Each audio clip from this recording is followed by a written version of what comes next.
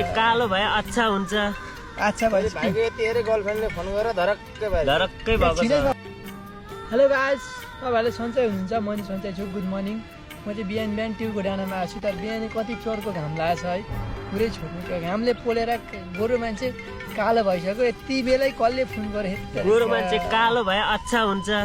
अच्छा भएपछि भाइको यति हेरे गर्लफ्रेन्डले फोन गरेर धरक्कै भयो। धरक्कै बाउन्जेल चाहिँ अब म यसो यहाँनिर आफ्नो कुराहरू राख्दैछु।